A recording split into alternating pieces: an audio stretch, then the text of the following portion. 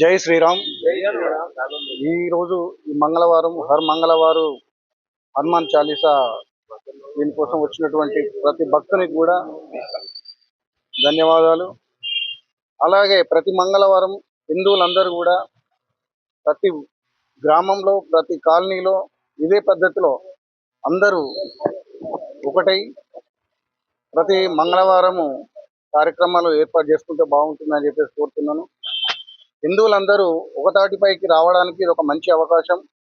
ఇప్పటి వరకు తమ్ముడు చెప్పినట్టుగా ప్రతి మతంలో ముస్లిం వాళ్ళు శుక్రవారం మసీద్కి వెళ్తారు, క్రిస్టియన్స్ ఆదివారం రోజు ప్రతి ఒక్కరు ఆడ మగ లేకుండా ప్రతి ఒక్కరు చర్చికి వెళ్తారు.